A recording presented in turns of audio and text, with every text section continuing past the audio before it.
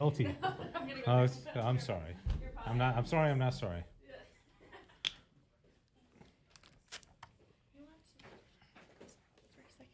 Sorry.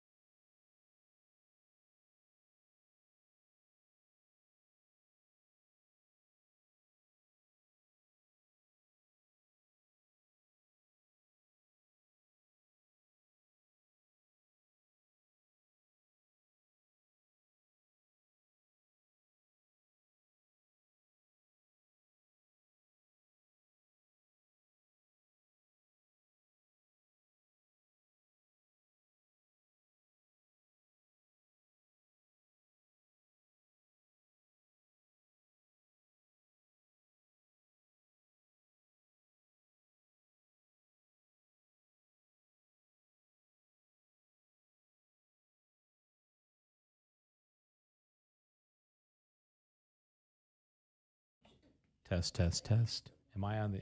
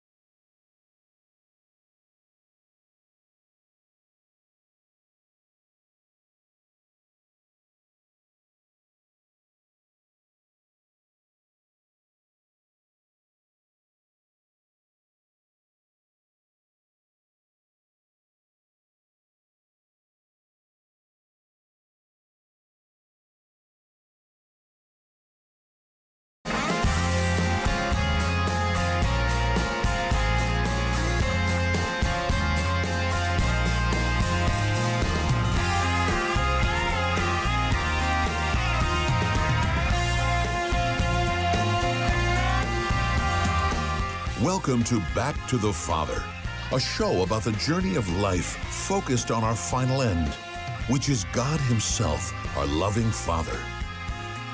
And now here's your host, Dave Palmer.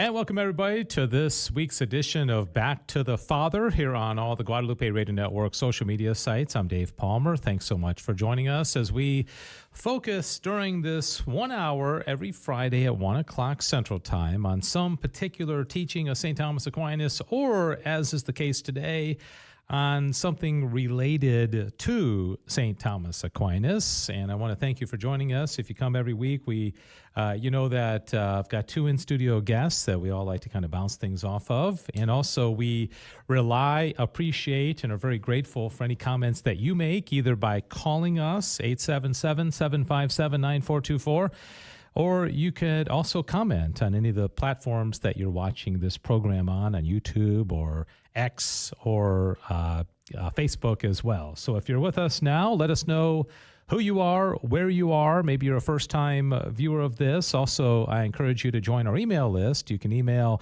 backtothefather@grnonline.com. That'll go to me and it'll go to Sissel, and we'll send you reminders every week about the topic, and also that when we're on, and send you a link so that you can easily get on the show every Friday. All right, so today the topic is existentialism, anxiety, and alienation. And I know that sounds kind of depressing, but it's basically looking at, there is a lot of anxiety, there's a lot of alienation in our culture today. What's going on? Why are people so alienated from each other in an age when we should be so connected, and social media and technology keeps us so connected? And why is there so much anxiety? Okay, are you anxious? I'm going to ask Sissel and William that question here in a second. And are we an anxious people right now? And is there perhaps philosophical roots to that anxiety? And perhaps getting back to a more pure, simple, and better philosophy might help culture to get back better on track and not be so freaked out all the time. All right? So that's the program. And again, if you want to call in at any point during the show, 877-757-9424.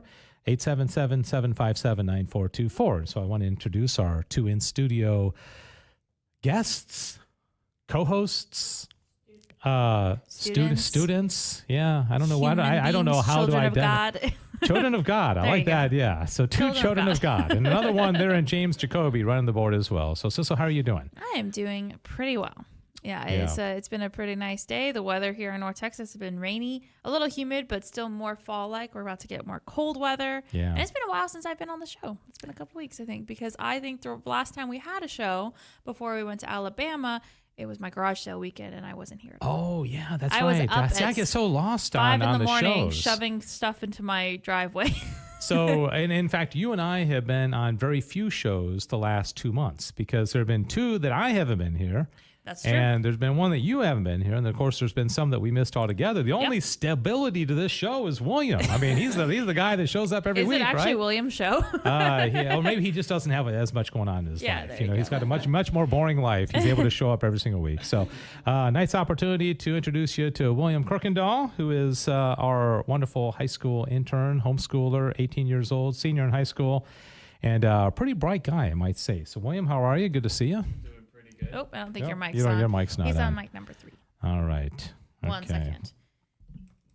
All right, he should be on now. All right, yeah, there I'm doing. He is. I feel like I'm in a cage. I need to just somehow get this these mic arms. You gotta do it off to the side there. like this. Okay, all right. So, all right, let's take 2 here. William Kirkendall, how are you doing? I'm doing pretty well. Busy life as usual. Like you said, I probably don't have as much to do as you guys do, but still relatively busy with school and all that stuff. All right. So on a scale of 0 to 10, and I'll ask all the people out there watching as well, 0 being you're just chill, no, not a concern in the world, 10 being like I'm this close to needing to be in the emergency room, I'm so stressed out. Where are you in life? I would have to say probably 4. 4? Okay. Sissel? I'm going to say a solid 4.79. I don't know. It's right at this very second. Yeah. Very low. Okay. Stress. Oh, very low. Very, does this show calm you? Not necessarily, but or maybe it does because I don't. Maybe it does because I just don't. I'm like, I don't know half the time what we're talking about until I'm very. That takes some stress off you, doesn't yeah, it? exactly. So I'm just vibing.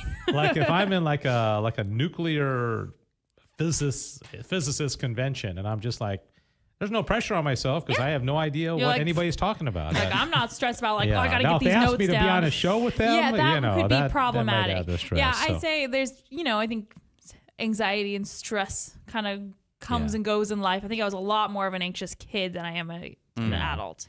Yeah. So a couple things I wanted to report on before we get into the topic. And I think this is an interesting one because existentialism is interesting, but also can be problematic, especially where it has gone in the last 50 years or so. But a couple of things I was encouraged about. Yes, 2 days ago, Wednesday, Steve Gleason was doing his A Life Lived Joyfully, and he asked me to come on and talk about the 5 proofs of the existence of God. And so I got on, and he and I were talking, and I said, hey, how about if we open up the phone lines and see if any of our listeners, any of the 5 proofs? And immediately we got 3 calls. I mean, just like that. I mean, it was like instantaneous. All because of Back to the Father. I know. Well, yeah, I don't know if I do that, but it shows that there's some interest out there. Oh, for sure. And so people, there was one call from San Antonio and one from Houston, one from Pensacola. So there's some interest out there in philosophy, I know. And the other thing that was encouraging is that for the 5 of the last 6 weeks, I've at the invitation and permission of the pastor at St. Joseph Parish in Waxahachie, I've gone down there and done an adult education class teaching the Summa in 5 weeks, the whole Summa. And what are we doing the show every week then? Like you can do it in 5 weeks. I said we'd call it a day. 5 and be done with it, right? Right. So and it was very encouraging because people kept showing up and there was interest, and a lot of older people seemed to have interest. And so anyways, I was very thankful to Father James and also to the people there at St. Joseph in Waxahachie for coming out. I really did think when I did the first talk that it was going to be like by the 5th one, we'd be down to like 3 people, but the crowd, you didn't scare them away. The crowd stayed pretty stable, and I kind of learned as I went along, how much is too much and how simple to make it and all that. So that was pretty encouraging. So let's get into the topic. And again, thanks for joining us. We will close out the show with some trivia. I think I have a pretty interesting one to challenge Sissel and William about. So, all right. So what is existentialism? Okay. Sissel and William and I were talking about the fact that I think we may have, is everything okay behind the scenes?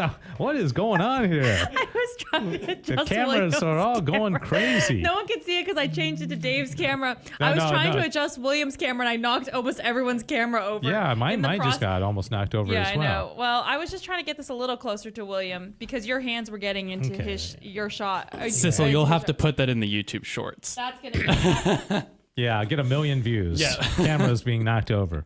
All right, Sorry, guys. so I think we've talked about existentialism before, so I'm going to put you 2 on the hot seat and say, I have an official definition of it here that I got off the dictionary. But what is existentialism? What do you think it is? And if anybody out there is watching and you want to take a stab at it, then let me know what you think it is as well. So what is existentialism? And if you don't know, then I'll feel good because it's like, okay, then we need to talk about it. If you're like, oh yeah, okay. So do you know what it is? My mom actually asked me in the car because she sometimes asks what topic we're talking about on these Fridays. And I said, we're talking about existentialism. And she said, okay, so what's that? So she didn't know? I think she knew. She was probably just testing my knowledge. Didn't want to show off. Yeah. Okay. I said very broadly to her, I said it's essentially a philosophy that decouples from tradition. It kind of puts more on the self. It kind of turns the individual into a god. And then she added stuff onto that. But yeah, I'd agree with about 90% of that. I don't think existentialism in and of itself turns the individual into the god. I think some existentialists will take it there, but like the first existentialist, people generally regard to be Soren Kierkegaard, who was a very, very strong Christian. In fact, his whole philosophy was on Christianity, and so he would certainly not say that he turned himself into a god. Mm-hmm. But everything else you said, I think, is very accurate, is that it is very much about the self. It is about, like if you look at the Summa Theologia, it's, Thomas probably used the first person pronoun about 3 times in the whole thing. He wasn't talking about me, St. Thomas Aquinas, and my experience in the world and how do I come to know God. He's laying out kind of a system, generally speaking, okay, where a person can take this and learn about the faith and, better understand God. But it's not like you said, it's not, like from my perspective of how I'm seeing the world, existentialism tends to be very individualistic, where, how am I feeling right now as opposed to Cecil and William and James? Okay, what is my experience? Forget what you guys are feeling, right? But what am I experiencing? What am I feeling? What am I coming to know? And so in that sense, it can be a little bit selfish in a sense. It can lead that way. And it could also, I think, lead to what your final point was, is that it could end up putting yourself in the place of God, which I think is what actually happened. Oh, when you hear about Jean-Paul Sartre, you'll see that that's basically what he did. Right. Okay. So would you contend that the theory of existentialism essentially may not have been entirely bad, but it's only when people put it or make it practical that it becomes something bad? Or would you say that the philosophy when it was created was a bad theory? Yeah, no, I don't think it's inherently bad. Okay. There's Martin Heidegger who we're going to talk about. He had this thing where he was talking about being, he has this interesting terminology where he calls about thrownness. Of course, it was a German word, but the English translation would be thrownness, where you're thrown into the world. You don't ask to be born. You don't ask to have your parents who they are and your siblings, and you don't even ask to be born in the city that you're born in, but all of a sudden you find yourself there, And Heidegger, I'm very interested in reading him, although he was an atheist. He ended up being a Nazi, and he was like a Nazi, and so he didn't end up so well. But the whole idea of most of us think about these things, what's my purpose? What is being? Why do I exist? Right. But I guess the point is, and I think this is what Leo the 13th, although he would not have been familiar with Heidegger because he wrote in 1879 and Heidegger died in, I think, in the 1940 or so.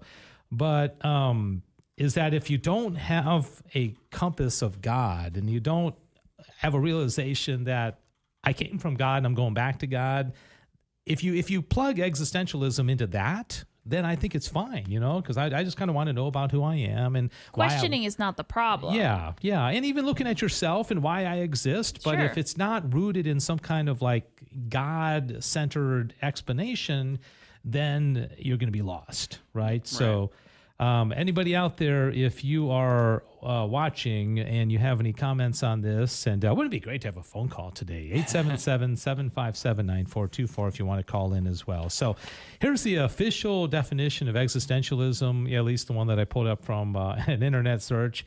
It's a philosophy that emphasizes the existence of individuals as free and responsible agents determining their own development through acts of their wills.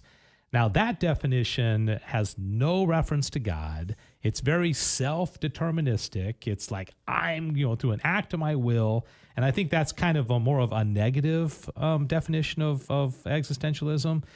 But I do think it can tend to lead to anxiety because pretty much all of the existential philosophers, even Kierkegaard, had a very like an anxiety about them as they're trying to figure things out, right? Even Kierkegaard, who was a Christian, he's still, I'll tell you some of the titles of his books, and they're clearly where he was pretty anxiety ridden, right? The other thing that I kind of came to know that made me interested in this topic is that Karl Marx, when he wrote his Communist Manifesto, he very much zeroed in on the idea of alienation. And this is one of the things that he capitalized on was the alienation of the working class, where especially in the industrial age, and you can have if you don't have a good, working environment, and the division of labor isn't, nice, and the people who are on the top of the chain are not, treating the workers properly and respecting their dignity, there can be a real sense of alienation, and he had this whole, idea. It's very actually Marx is very interesting. I don't know if you've ever read some of his stuff, but I don't think so. No. Where the the theory of surplus labor, and where let's say the workers make something and it has a certain value. Let's say they make something that's worth $1 million, a whole bunch of stuff. Well then, but only $400,000 actually comes back to the workers. Well, that other $600,000 is going to people who didn't actually make it, and so that's at the top. And so Karl Marx realized that this alienation is something that he could capitalize on, the alienation of the worker, and that was kind of the foundation of the Marxist revolutions that happened around the world and of course are still pretty prevalent today. And I think it also would play into things like Antifa and BLM, where those movements are based on alienation. They're based on people who do not, there's not a sense of coherence or of like they're not fitting in. They feel alienated from the culture. They want to fight back. I mean, would y'all agree? I mean, why whenever there's a little bit of instability in the country, it's kind of like where do these people come from? I mean, all of a sudden you've got the streets filled. Just waiting for the moment to come out and do something crazy. And I think about like, okay, we haven't had those kind of riots and all that kind of stuff in a couple of years. It's like, what are these people doing? I mean, are they just kind of waiting in their basement for the next riot? I mean, but it's clearly there's an alienation and there's an angst, there's an anxiety. So I would say that you could tie that into philosophical trends, especially when it comes to something like existentialism. Okay, sure. So that's what I'm going to try to kind of point out today as we go through existentialism. So any other comments or any thoughts? No, I don't think okay. No, I don't think so. I got no thoughts. All right. And James, you can always jump in if you want to as well. Okay, so what we're going to do is I'm going to cut to the very chase. And we are going to talk about Jean-Paul Sartre, Sartre. And he was the most famous of the existentialists. He only died in 1980, okay? So this is a guy that is pretty modern. Is pretty contemporary.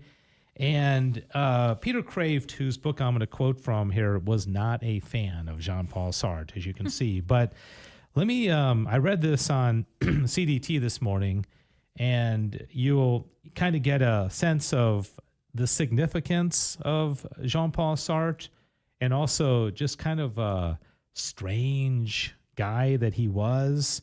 So Peter Kraft, in his book, Socrates' Children, says this about Jean-Paul Sartre in the opening paragraph. He quotes historian Paul Johnson, who says, "Certainly no philosopher in the 20th century had so direct an impact on the minds and attitudes of so many human beings, especially young people all over the world, than Jean-Paul Sartre." Okay, so in this historian's opinion, Jean-Paul Sartre had a bigger impact on the culture than perhaps anybody. And that's saying a lot. That is saying a lot. Okay. And that's somebody, and I tend to agree. I think people give, music and authors and literature a lot of credit and movie stars and that kind of stuff. But I think when it comes down, it's philosophers. It's all influenced by philosophy, I would contend, the culture and everything. That's what's weird is that I bet most people today would never be able to tell you that. They have absolutely, most people would have no idea. Yeah, so they're not going to be like, I know I'm acting this way because I this know. philosopher, But when we go into this, now this is the next sentence, okay? So he's saying that nobody had as great of an influence as Jean-Paul Sartre. But now listen to this. And then he goes on and says, "Yet the thought of no major philosopher has ever been so nihilistic, pessimistic, and insulting to the dignity of mankind." And then Peter Kraft says, "What conclusion do you come when you put those two premises together? That he was the most influential, he also was the most pessimistic, he also was negative. The most. He had a famous line where he said, 'Hell is other people.'" Okay, hell is other people. He hated people. So it says here, Sartre was a child, and I know I'm going back from Sartre and Sartre, but I'll just stick with Sartre, okay? He was a child genius. He was totally spoiled as an only child. His father died when he was 1, and his mother doted on him. Sartre said of his father, quote, "If he had lived, my father would have laid down on me and crushed me. Fortunately, he died young. Okay? Okay, so... Wait. Is he saying that he would have been much more strict than his mom was being? Is that what he's saying? That he would have gotten a much less charmed childhood with his mom doting on him? Is that what you're saying? I don't know how to exactly interpret it, but I thought... That's a very graphic vision. The other thing about the existentialist writers is that they're amazing. I mean, like Nietzsche...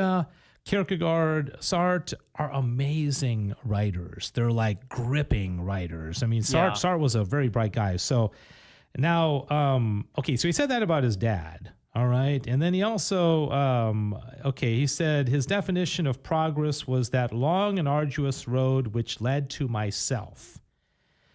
When he became a school teacher, he used the same philosophy with his students. Total permissiveness, no grades, no tests, no rules, no responsibilities. Okay, that's what he did. Can you imagine being in a class, no rules, no tests, no assessments, no responsibilities. You just do whatever you want, because that fits into his philosophy, right? Now listen to this. He was short. He was 5'2", frog-faced, ugly, and with a grotesque-looking crooked eye. He was habitually dirty and seldom bathed. He wrote that he became a seducer of women to get rid of the burden of my ugliness. He picked quarrels with all the men he ever met. Nonetheless, women fawned on him, and he seduced many of his students whom he taught. At his funeral, 50,000 adoring young people, mostly women, followed his body to the grave, one of them falling into his coffin. Okay, so... Okay. Wow. So make sense of this. He extolled violence and terrorism. He encouraged black people to shoot Europeans. He had himself photographed with African and Asian dictators, called Castro's Cuba a direct democracy. He praised Mao Zedong, the greatest mass murderer in history. He was extremely popular in France, especially among young people. Mobs attended his abstract technical lectures. Women fainted. Furniture was smashed. The press loved him. Everybody loved him. So isn't this crazy? I mean, this is a guy, hell is other people. He hated people, okay? His central insight, vision, or big idea that animates all of his writing is what he called absurdity or the absurd. What is the meaning of life, according to Jean-Paul Sartre? Nothing. The meaning of life is nothing, but the meaning and values we freely and arbitrarily choose to give it. And all these meanings are unjustifiable by anything other than our own free choice to invent them. Okay, so there's no rules, there's no regulations, it's only what we create. Okay, can you imagine how chaotic that would be? Yeah, it's interesting. It's everybody making up their own rules. Yeah, it's interesting because you see a breaking, like big time, from the ancient philosophers and the medieval ones who say, you know, the big point of life is to seek for happiness and contemplation. That's what we're trying to get to here on earth, and then even more than that, get to happiness and contemplation in heaven. But from what you just read, that's not what he went like way down on the opposite spectrum. Like that's like it literally said nothing. He didn't care about anything. Yeah. His main point is that there is no meaning or purpose. There's no logos to human life. He practiced what he preached, that life is only speaking, not listening. Okay. His most famous book was called Nausea. He did not believe there's any such thing as being. Okay. Heidegger wrote a whole book about being. Okay. That was he. And then, of course, he was an atheist. My existentialism is nothing else but an attempt to draw the full conclusions from a consistently atheistic position. God does not exist, and we have to face the consequences of this, he said. All right. Are you charmed by Jean-Paul Sartre yet? Okay. Yeah, he seems like a real James bro. is saying no. Yeah, he's like, please no. but why would he be... Now, you also have to put him in the context of when he lived. Okay, he lived, in a time. He gained popularity after World War II. The bomb was dropped. You know, when you wake up one day and you find out that 2 cities in a country just got annihilated by a bomb, you start to think a little differently. You start thinking that maybe life doesn't have any purpose. You know, where some country could drop a bomb on me and I could be annihilated, in 10 seconds, right? So you have to kind of understand the psyche of what's going on. Sure. And then, the Vietnam War and, it's everybody always thinks, the time they're living is the worst. And we tend to think like right now is just horrible. But, it's kind of always been this way. Yeah. I think the only difference is that nowadays, I think why we always think that things are so much horrible is that we can know about it so much faster. And we know about so much more of the horrors that are going on instantly. And I don't think we were made to know that. You know what I mean? Because like there were evils happening at all times. Right. But they didn't hear about it on social media immediately or on news, breaking news. Like now we get to hear about every single bad thing that happens from your neighborhood to across the world. Right. And you're like, that's not helping. And we've only been doing that for like the start of the 21st century. Right. And so on top of that, like he lives kind of through that generation too of like starting to get more and more information. News was a little bit slower back then than it is now, but. Well, it's like that horrific shooting, was it yesterday? Yeah, in Maine. Yeah. 100, let's just say 200 years ago, that something like that could have happened, right? Right. I mean, it could have been a mass killing, but the only people that would have known about it was in that town, right? Mm-hmm. Yeah, maybe a month later we may have found out and, word of mouth or newspapers, whatever. But nowadays, everybody knows everything. But I still contend, 99.5% of the world is operating perfectly and beautifully, and flowers are growing and trees are growing and the clouds are producing rain and everything's actually quite good, but then you get some aberration like a nutcase, going into a bowling alley and shooting a bunch of people, and that's all anybody talks about for the next 3 days. But yeah, it's like on a wide scale, like there's nothing like bad happening to me in Irving right now in my my little city here. It's like, and that's the way it is with a lot of countries. If you look at how big just America is, like these small little cities, like you're not going to generally hear anything. Like life is peaceful and normal, but it's just these certain situations that we focus on. Yeah, do we even need to know that happened? Right, I mean, it's one of those things where the more we know about it, the more we're just going to be like, oh, now I got to be anxious cautious about it. when I do this. Because we were talking, some friends and I last night. Don't ask me why we were talking about Jack the Ripper, but we were, and okay. Well, there's a point to the story. Mike's on. Jack the Ripper was a serial killer in England, and this sounds really terrible, but he killed 5 people. But in the grand scheme of things, in as big of an area as London is, people wouldn't come out of their houses. They were so scared that they didn't go out of their houses for weeks, and they were terrified because this guy killed 5 people. Yeah. And you're like, okay, we gotta not. Like, cause in that case, he won because you're not leaving your house. You're living in this state of fear constantly, and you can't do that. Yeah, which ties in perfectly to what we're talking about in the program today is that why are we so afraid? And I mean, how many times did Christ, and also, of course, John Paul II made that a big part of his pontificate, is be not afraid. Right. There really shouldn't be afraid of anything. But we live in a very fearful culture, okay? So Jean-Paul Sartre, kind of, epitomized the end of existentialism. I don't know of any current existentialists, and Peter Crave thinks that he was so pessimistic and so negative that he ruined existentialism. I mean, single-handedly, right? Yeah. But you also notice that it kind of got progressively worse. Like the first existentialist is Soren Kierkegaard, as I mentioned. Right, and he actually still had faith, and he wasn't this downer. The whole time. But he also wrote books called. One of his books was called Fear and Trembling. One is called The Concept of Dread. Another one is called Sickness Unto Death.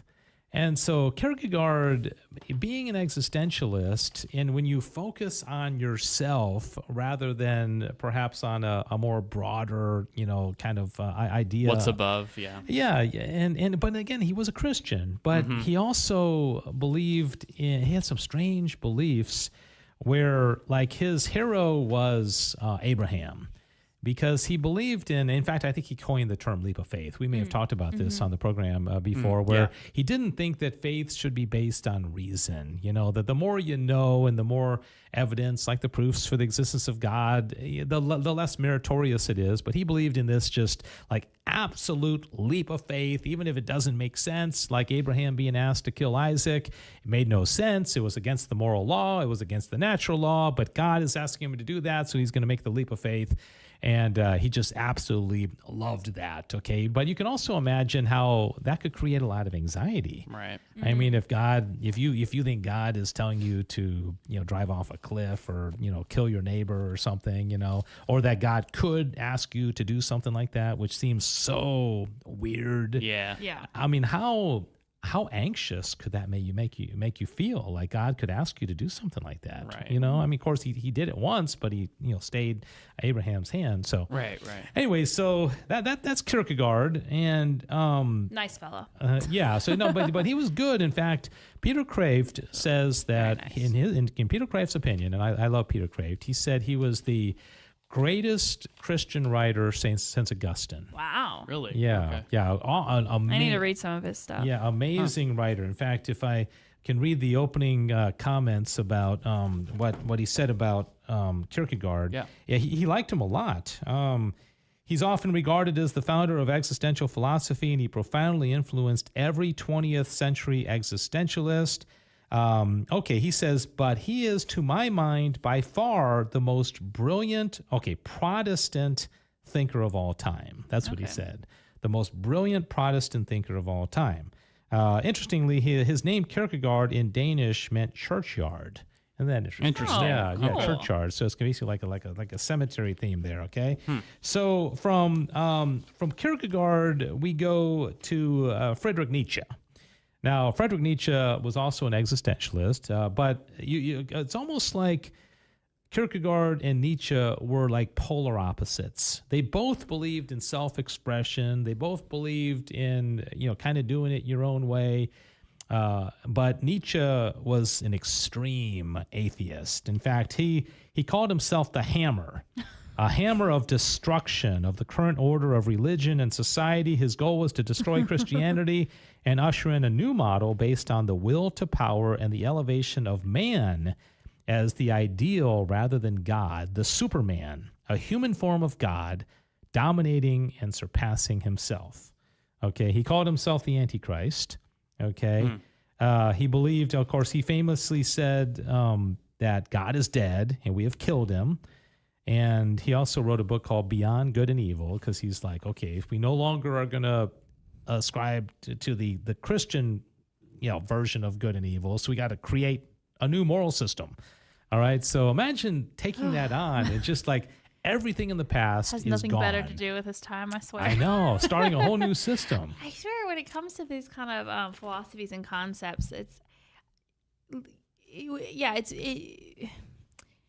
good and evil. It's more nuanced, and I think people like him are probably like just very scared of like having to contemplate these things when there's really bad things happening in the world, but also really good things happening in the world. He's just like, let's just get rid of it. I don't even want to have to think about that. Yeah. He's like just it's a lot easier, quote unquote, to just strip it all away and just like do whatever than actually living in it.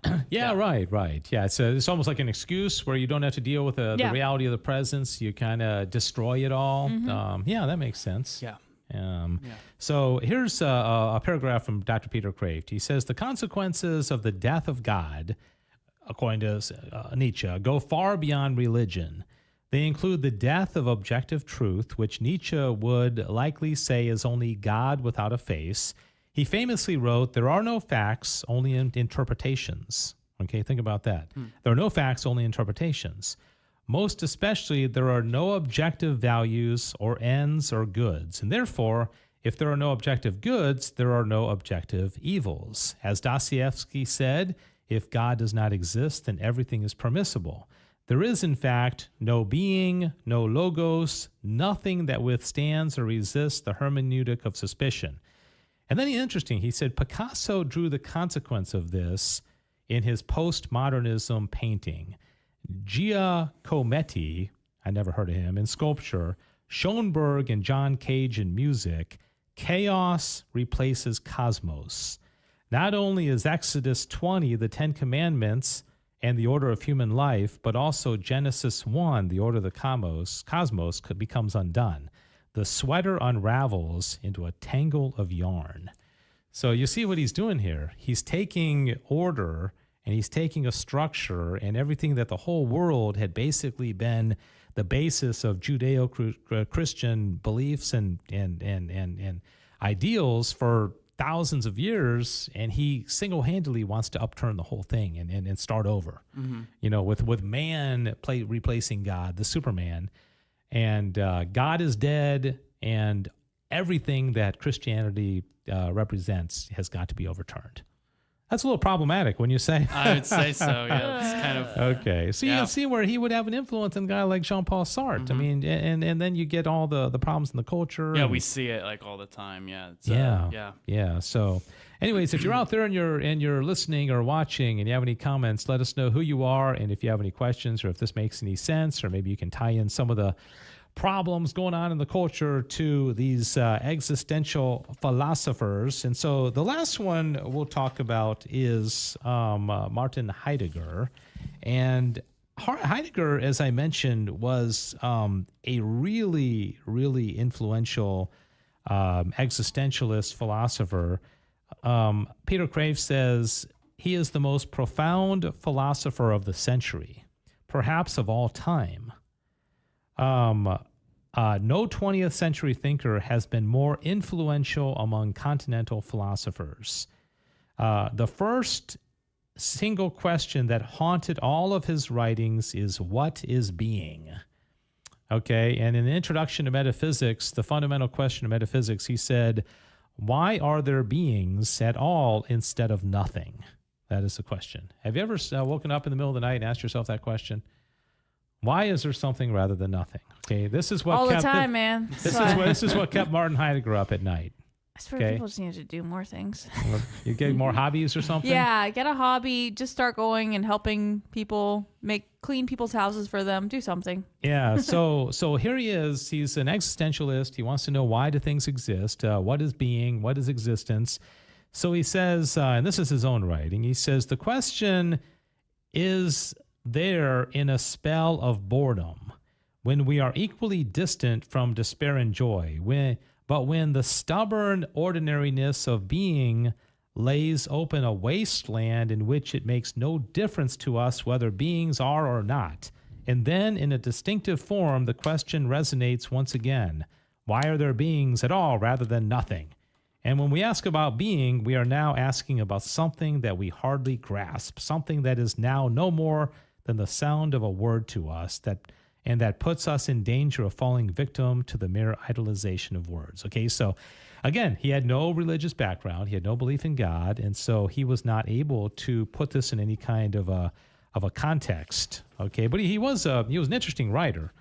But so that Kierkegaard to Nietzsche to Heidegger to Sartre, and it all kind of unravels, and you get to the end where Sartre basically said, Heidegger wrote a book called Being in Time, and Sartre wrote a book called Being in Nothingness. Okay, so he turned around and just said basically, there's nothing. He must have been such an entertaining coffee appointment, just like having a chat over coffee. You're just like, we're just trying to, I'm enjoying my day, I'm enjoying my coffee, and he'd be like, by the way, none of this matters. Like, it just. Well, you know what they said, interestingly? Really? I mean, Peter Crave relates the story is that people would be like in a room talking like to Sartre, and Sartre would just talk, right? And if the person left the room, he didn't stop. He just kept talking. The point being is that I'm not really talking to you. I'm talking to myself. And so he had such little regard for any person that he wouldn't even acknowledge that the person walked out of the room, because it's almost like, who cares? I don't care if you were here in the first place, I mean, this is who he was. Would he have been insulted if we burned his books? No, he wouldn't care, because you determine what you want to do. So remember, there's no rules. So why did he write? Why did he do anything? That's a good point, right? Why was what's he putting the all point? this effort into writing about life being about nothing if we could just disregard everything that he wrote? I mean, if it's all subjective, why not? Yeah, and why would he have to instruct somebody if they're making up their own reality? Right, like why bother wasting your time writing a book? Right. Writing a book. No, I mean that in the word of writing a book that I'm assuming he hoped people would read it and believe it. I think he would say, I'm here. I mean, life was a total drudgery. But I guess the bigger question is, why was he so popular, especially with women? Why would women love this physically ugly, hateful guy? Someone who's so negative. Why does he influence the culture? I have found that like people today, because he definitely probably influenced a lot. There's a lot of dark humor nowadays. There's a lot of like sarcastic humor in like the generation. It's very like angsty, very, like life sucks kind of, those sort of things. And it probably comes down from him to an extent. But I do find that the guys who like are super, super making those kind of dark jokes and stuff like that, girls do tend to be attracted to. And it's weird. And it's I'm not saying like I will make a slightly dark joke occasionally time to time, but like nothing to the extent of what people do. So it's interesting because they're kind of attracted to the gloominess. Because everyone has gloomy days. We all understand that. And so I think sometimes people like to lean into the sorrow, the sadness, the tough times, and just be like, I'm just going to wallow in this, rather than, again, it takes a lot more courage to actually stand up and be like, no, I'm not going to live life like it's that horrible. Because we have the beauty and the truth and the goodness of God. So if you're aware of that, you can look to that. And as I mentioned before, to put it in the context of the time, and the dropping of the bomb and the Vietnam War and the hippie generation and free love and all that kind of stuff. Although I'm not sure which influenced which more, but imagine if, like right now, as William was alluding to earlier, we have a certain telos, we're kind of built for happiness. The culture had always said we're built to unite with God, okay? And this is very, very Thomistic. This is classic Aristotelian Thomistic, teleology, is that we have a certain nature. It's like a bird has a nature, and so a bird that's like not flying, you would say it doesn't seem to be fulfilling its nature, right? Or a fish that is not able to swim, or so they're built a certain way in a certain and there's a certain direction that they're kind of being pushed towards. But if you want to like say there's no God, there's a certain, because Sartre wrote a lot about freedom, and then that gives you a certain humanistic kind of freedom that I can create myself into the image of whatever I want. It's a burden. Yeah, and so but that's was the anxiety, okay? Yeah, because you're just like, I got to come up with everything. I've got to, and it's. There's problems in the world always. If you sit and contemplate those for too long, sometimes you're wondering like, oh, why is all this hurt, or all this division within whatever it may be. But like, we're not meant to like sit there going like, let me fix this. And he did acknowledge that it was very anxiety ridden. Okay, and he even he said it's like standing on the edge of a cliff and knowing that you can jump off. And it makes you nervous because you have the freedom to do that. Okay, so you have the freedom in Sartre's mind to do whatever you want with yourself. And that's scary because... What if he was in therapy? Well, he's a weird guy. I'm just saying, because like some of the stuff that he's saying almost sounds like OCD tendencies, or just things of like that anxiety of... Because I have friends who have pretty bad OCD, and they have this thing of like, when you have that intrusive thought of, what if I just threw myself, like you're driving, like, what if I just like, jerk the wheel? Everyone has that, right? OCD is when it gets stuck in your brain and it keeps you ruminate. And then my friend will sometimes call me and she's like, Sissel, I know I didn't hit somebody, but in my head, I just keep picturing I hit somebody. So it's like stuck in that. And he's giving me these vibes of just that anxiety of, and so I'm like, you need therapy in Jesus. You could do a lot of things. And you can get very obsessive about it. And so he built himself this little world that let him ruminate in that. And you think about the guy in Connecticut, and goes, I don't even know what's in his mind, but Maine? I'm sorry, Maine, where maybe in his twisted mind he's thinking, I could do this, and then he gets pushed over the edge, saying, I have the power and I'm able to do this, and so you just don't know what kind of influence something like this has. But okay, so I want to end before we go to the trivia on a positive note and say, how do we rid this? Pope Leo XIII said in Aeterni Patris, the restoration of Christian philosophy according to the mind of St. Thomas Aquinas. And I have my own thoughts because I think the root of existentialism precedes existentialism. I think existentialism was influenced by previous philosophers, but and that's one of my life works, is to try to kind of piece this together Yeah. to see how this kind of flow all came together to get us where we are today. But any thoughts before I give you my 2 cents? As in regards to the question, I think it's pretty simple. Like, just go back to tradition. Like, go back to the way it was before we kind of went crazy. Like, it now, is that practical? Probably not, because we're at a time when we have lots of technology. Like, no one's like, let's go back to the Middle Ages or whatever. Let's go back to monarchy or what have you. It's probably not practical, but as a principle, if you wanna at least try to attempt to rid yourself of this modern existential individualist philosophy that's kind of ruining society, go back to something that was better, at least as far as faith and morals goes, than what we have now. We can sacrifice things we have now for something that's going to be better in the long run. Mm-hmm. Oh, that was a thoughtful answer. Yeah, very good. Sissel, beat that. Dang, I should have gone first. But I wouldn't have been a letdown no matter what I say. I don't know. It's so funny. Every time we learn about these different philosophers, we learn a little bit about their life, and obviously they have massive influence on our culture today. But I always just think, I just feel and pray for them because of like the mindset that they were in, just because I do, there's something that obviously that triggers this and goes down. And I don't know. But I would say that I think sometimes we get a little bit caught up in very, very big picture when sometimes God just wants us to take things day by day, and we are all given vocations and we have things that right in front of us that we're supposed to be taking care of. Whether it be our families, our community, and obviously first and foremost, our devotion to God. So like starting very simply to get out of this anxious cycle is work on the things that God has put in front of you. Maybe, yes, are there terrible things happening? Are there people dying? Is there persecution across the world? Yeah, absolutely.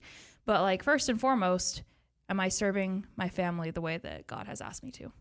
Yeah, well, very good. I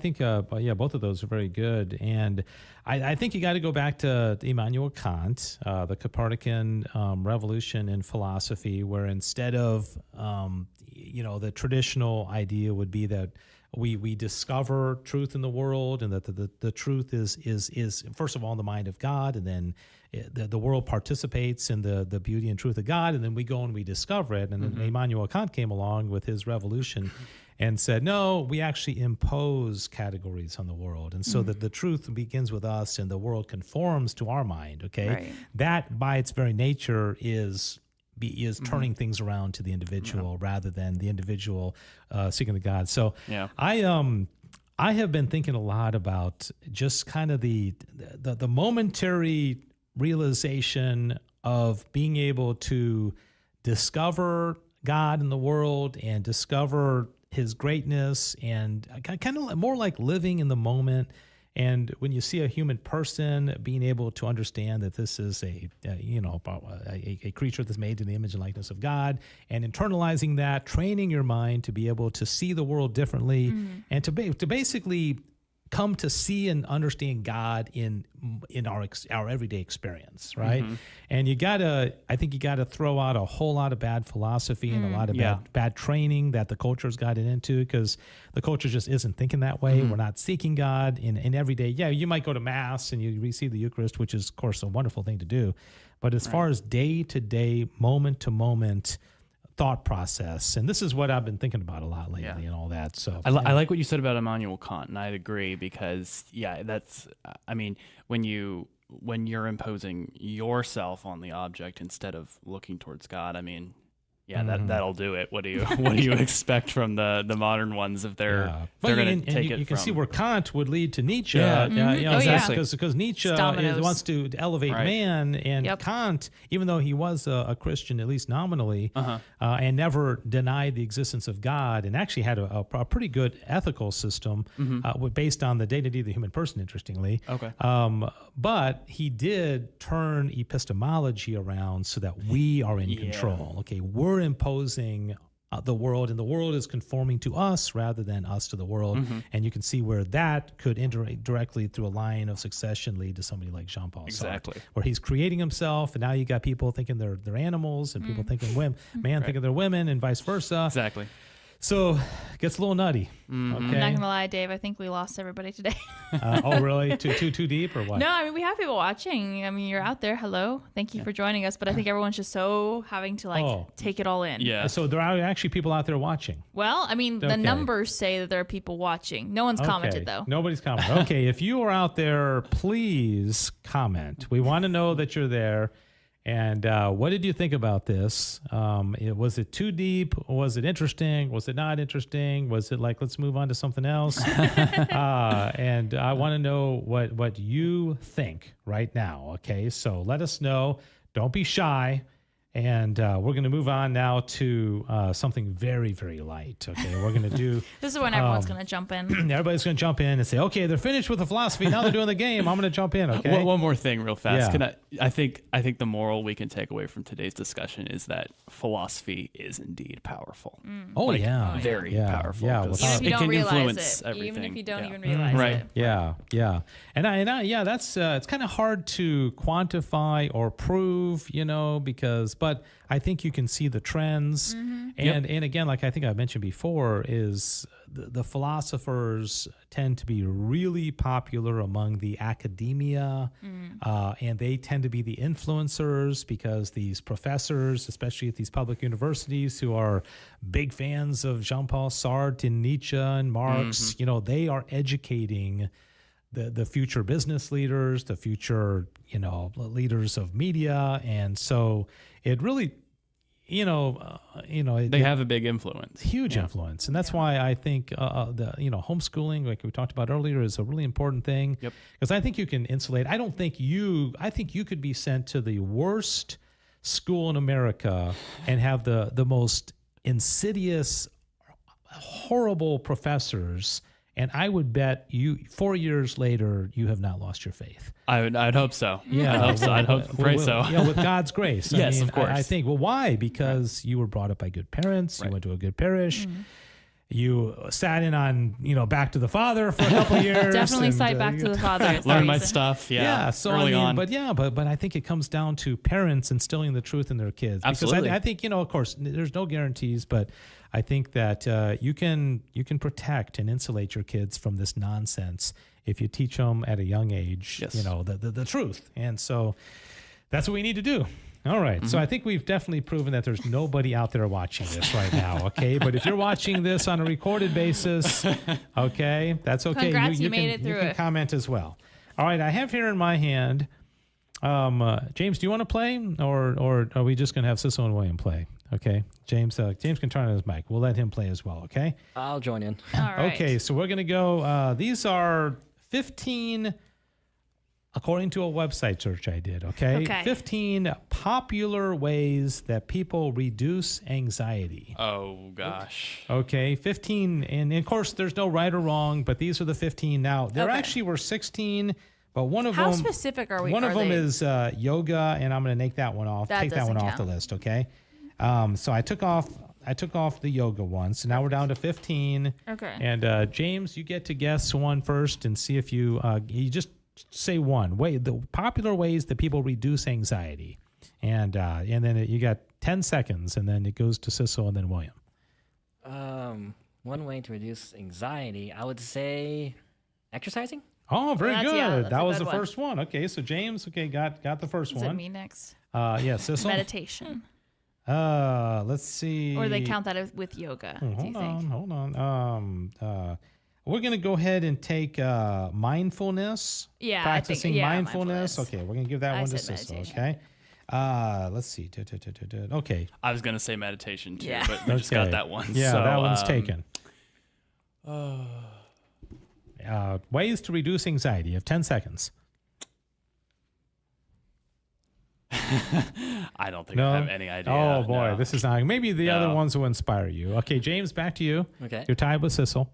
Another one would be hanging out with your family and friends. Oh wow. Let's see. That should be on there. If it isn't, spend time with friends and family. Good There job, you go, James. James. Question. This was written recently, right? I think so. Okay. Yeah. So I'm imagining something like stepping away from like electronics and phone and like stuff like that. Minimize Yes. phone use and screen time. Very good. Okay. So, William, have you been inspired? Like just a tiny bit. Okay. I don't, based off what's been said on the list so far, I don't know if this would count or be on the list, but Light qualifiers. Yeah. yeah, but it's ways to relieve anxiety or stress. Yes. Okay, could we say like drug medication? Ooh. Would that be on the list? I am going to accept supplements. Okay. Okay. So, all right. William is on the board. It's 2 for James. James, you've been pretty impressive. I'm very impressed with this. What's your next one? Next one would be,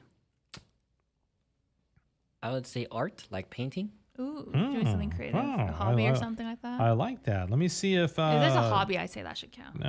Okay, we're gonna. This one may be a stretch, but we're gonna do it. Journaling. Okay, so it's close enough. Okay. Sometimes people draw when they journal, right? Yeah. They draw little pictures and stuff. Yeah, okay. for So sure. all right. So James is 3 for 3.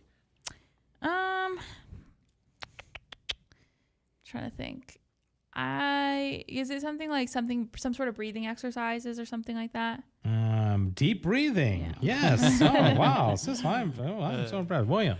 I'm kind of impressed with you. Not entirely, but you're getting better.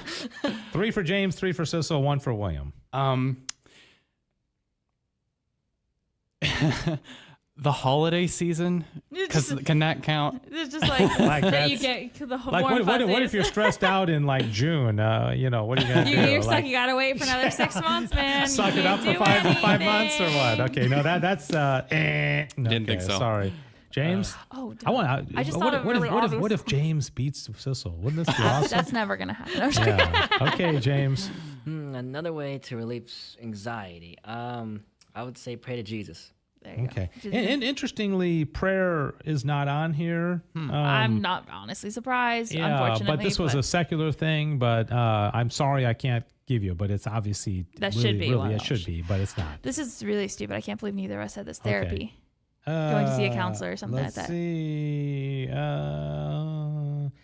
Actually, no. Really? Yeah. Oh, wow. Yeah, it should be. Can I change my answer? No, that again, these are just 15 according to this one. So, William, back to you. Okay. How many more do we have, by the way? About 7. Oh gosh. Okay. I have another idea. I'm ready. And then some of these are a little outside the box. Okay. Okay. Some of them are more obvious. Okay. There's still some obvious oh, ones like left. fidgeting. Fidget toys? Yes. Yes. Oh, you're those. saying fidget is that one toys. of them? No, that's not on there. Oh. That's No, unfortunate. not on there. James, back to you. I guess cracking jokes with your friends. Yeah, that's kind of like spending time with your friends and family. I think that would, so that's already taken. So, sorry. I'm going to say either something about caffeine and good. food and diet. Reduce caffeine intake. Okay, we're going to take that one. Okay, so very good. Very good. All right. Probably not, but reading. Is that? It should be. I mean, writing was, but not. Yeah, no, sorry, it's not. sorry, Okay. but That's that's sad. good. James. Getting more sleep. Ooh. Whoa, I'm That's gonna put that under practice self-care. Oh. Okay. Oh, okay. Okay, self-care, more sleep. So now we're down to 1, 2, 3, 4, 5, 6. Hold on. I'm trying to think if this is like really good or a really bad one. Cuddling with my doggy. Cuddling is on there. Cuddling? Yes. But not with my dog, just cuddling. Well, I'm just gonna say cuddling is on there. Okay. Let's just. Suspicious. I'll explain later. Okay. Cuddling is on there. Okay. And just it's kind of like Cecil could have had 2 there, but Okay, that you would know what? Stop combine. giving away answers. And you've actually done that twice. Oh, have I? Yeah, yeah. So I don't want them to think it's already taken. Okay. So William obviously didn't get that. No. thing. The very clear hint. that, Well, no, I'm As he thinking continues about to- I'm thinking about it. I got the hint. I'm just not He's sure confused. what the answer is. Yeah, a little bit. So James has 4. Sissel has 5. William has 1. Okay. We got friendship, right? Yeah, we already. got That's friends. what I thought. I don't suppose getting a bunch of money. Did I say something about 10, winning the lottery? I think that could increase. That would increase. Not winning the lottery, but so just- time's up. Yeah. James, All your right. turn.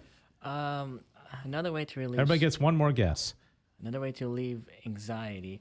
I would say watching your favorite TVs and movie. That should be on there, but it's not. Okay, so you said that. So can I do 2? Because you said that I've twice now given possibilities. So I think obviously animal, something about like doing something with spending your, time with a pet, and then was it food, like your diet? eating a balanced diet. Yes. Okay. So Sissel is once again dominating. Okay.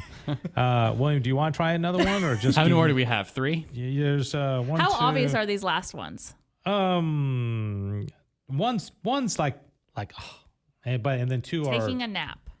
no. Yeah. That'd be. I think It should be. I think that'd be self-care, should be. right? Isn't what we got? Oh, go on a shopping spree. No.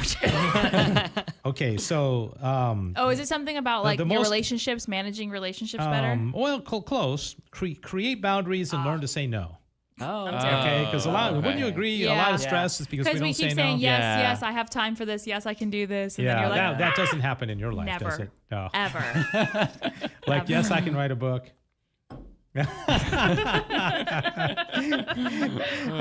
Okay, avoid procrastination. Speaking of the that's book. a good one. Yeah. Yeah, right. There's 2 in 1 right there, Sissel. And then the final one is one you guys probably should have gotten. I think it's kind of, Was this Don't the be obvious anxious. one? Just no, don't- spending time in nature. Duh. Did anybody say taking We a said walk? exercising, so I think I We equated did. that with Yeah. like But walking. exercise could be like Yeah, but- Gold's Gym. I mean, that's No, not in nature. there's nothing not anxiety inducing about going to a gym. Yeah, that's anxious. I think that anxiety Because like inducing. everybody's looking at each other. Yeah, and I don't know what the heck this stupid equipment's supposed to do. Yeah, right. So that's why I go on walks instead. So, boy, that made you anxious, didn't it? Yeah. Okay. All right. Well, hey, everybody, thank you for watching and participating in Back to the Father. We're glad you're here. We'll be here next week, God willing. Are we here next week? Yeah, I think so. Two weeks in 2 a weeks row, in right? a row. What? Oh, wow. That's a first. Yeah. All right. God bless you. Have a great weekend. We'll see you next Friday for Back to the Father.